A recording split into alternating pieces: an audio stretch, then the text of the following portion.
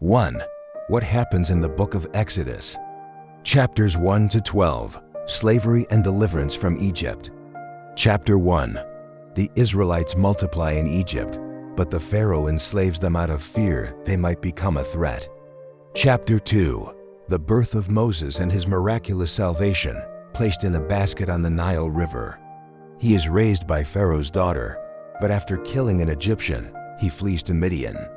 Chapters 3 to 4. God appears to Moses in the burning bush and calls him to deliver Israel. Moses initially resists but is encouraged to take on the mission. The encounter between Moses and God at the burning bush took place on Mount Horeb, also known as the Mountain of God. Horeb is often considered the same as Mount Sinai, where Moses later received the 10 Commandments, although theologians debate this. The burning bush on Horeb marks the moment when God called Moses to lead the Israelites out of Egyptian bondage. Key verses: Exodus 3 to 5. God said, "Do not come any closer. Take off your sandals, for the place where you are standing is holy ground." Exodus 3:14.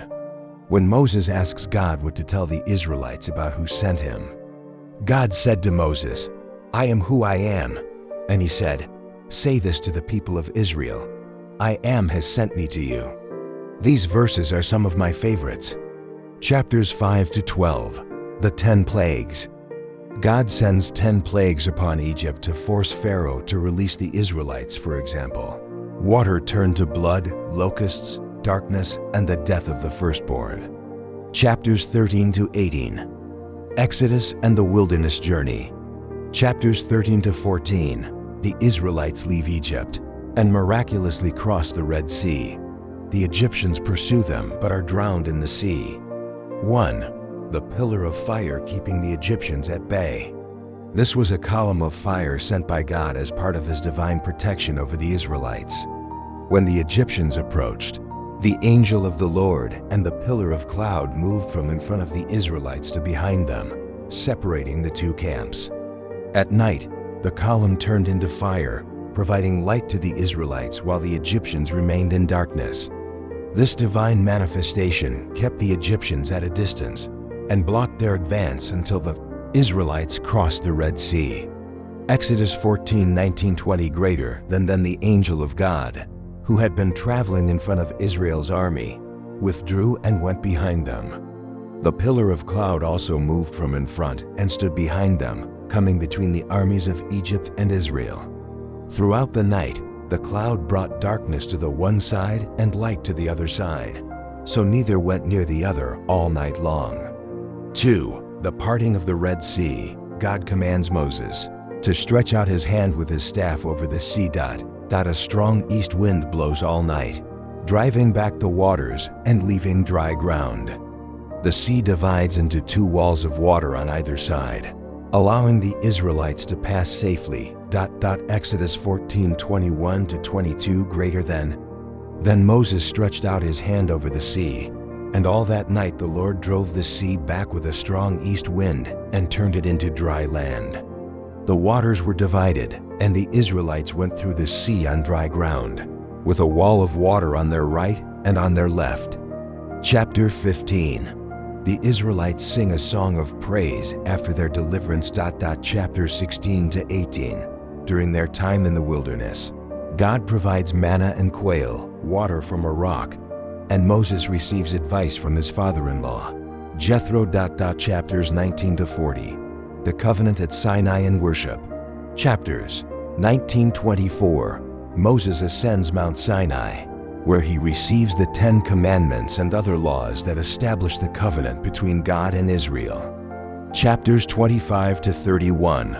Instructions for building the tabernacle, the tent of meeting, the place of God's presence. Chapter 32.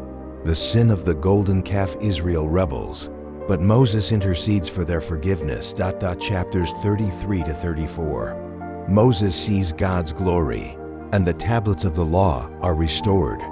Chapters 35 to 40. The construction of the tabernacle and its inauguration. 2. Who is Moses? Moses is one of the most important figures in the Bible. Born during Pharaoh's oppression, he is miraculously saved. He becomes God's chosen leader to deliver Israel. He is God's spokesperson and frequently intercedes on behalf of the Israelites. Through Moses, God gives the law, establishing a covenant relationship with Israel. He leads the Israelites through the wilderness for 40 years. 3. The Ten Commandments. These were given by God on Mount Sinai and form the foundation of His divine law. 1. You shall have no other gods before me. 2. You shall not make for yourself a carved image or likeness of anything in heaven, on earth, or in the waters. 3. You shall not misuse the name of the Lord, your God.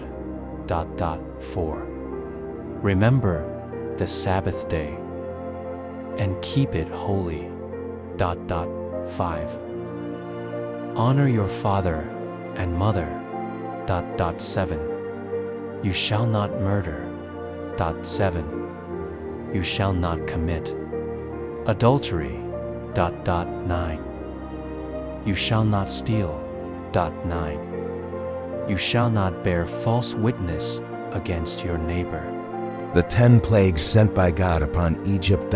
Described in Exodus 7-12. These plagues demonstrated God's power and convinced Pharaoh to release the Israelites. Point 1. Water turned into blood. Exodus 7:14-24. 2. Frogs. Exodus 8-115. 3. Gnats. Exodus 8:16-19. 4. Flies. Exodus 8:20-32. 5. Livestock. Plague. Exodus 9-1-7. 6. Boils. Exodus 9-8-12. 7. Hail and fire. Exodus 9:13-35. 8. Locusts. Exodus 10-1-20. 9. Darkness. Exodus 10:21-29. 10. Death of the firstborn. Exodus 11-1-12:30. Relatives of Moses. 1. Pharaoh's daughter found Moses in a basket in the reeds of the Nile. She raised him as her own son. Miriam, his older sister, watched over the basket and arranged for their mother, Jochebed, to nurse him. 2. His brother, Aaron, was the first high priest of Israel and God's appointed spokesperson for Moses, as Moses felt he was slow of speech. He supported Moses in confronting Pharaoh and helped organize the people, but also made mistakes, like creating the golden calf. 3.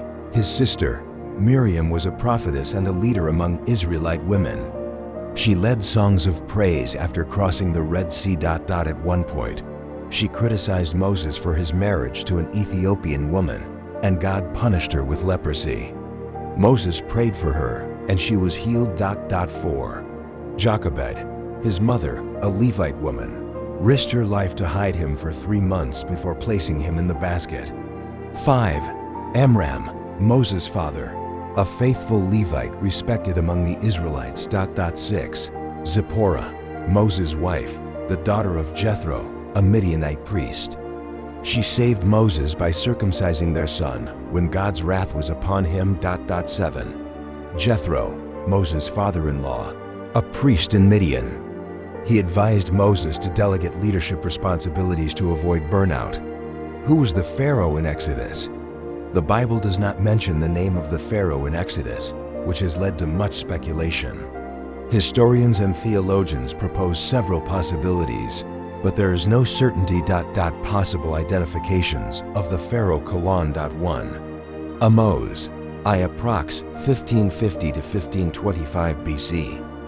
It is possible that he was the pharaoh who started the oppression, as he is known for expelling the Hyksos, a foreign people who had lived in Egypt.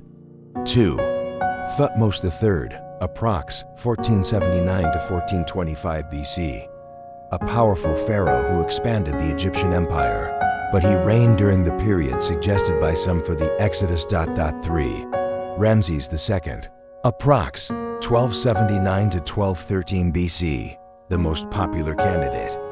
Ramses II had a long reign and built important cities such as Pithom and Ramses, mentioned in Exodus.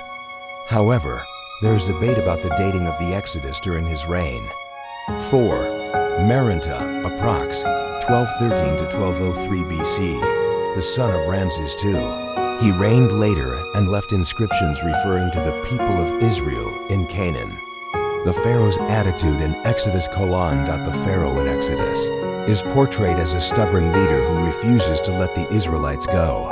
Even after facing divine plagues, God hardened his heart to demonstrate his power. But Moses' faith is also tested, the fact that he follows God's command and does not give up. The death of his firstborn son was the moment that forced him to let the Israelites go. But he later sent his army to pursue them, leading to the destruction of the Egyptian army at the Red Sea. Moses died at the age of 120 on Mount Nebo, after God allowed him to see the promised land from a distance but not enter it, due to his sin of striking the rock for water instead of speaking to it as God commanded. Joshua, his disciple, took over the leadership of the people after Moses' death. The exact location of Moses' tomb is unknown. According to Deuteronomy 34:5-6, probably to prevent his veneration as a relic. Where does the book of Exodus end? Exodus ends with chapter 40, describing the completion of the tabernacle and the installation of the Ark of the Covenant. Exodus 40:34-38. Greater than then the cloud covered the tent of meeting, and the glory of the Lord filled the tabernacle. Moses could not enter the tent of meeting because the cloud had settled on it, and the glory of the Lord filled the tabernacle. Thus, the Israelites are ready to continue their journey through the wilderness, guided by the presence of God.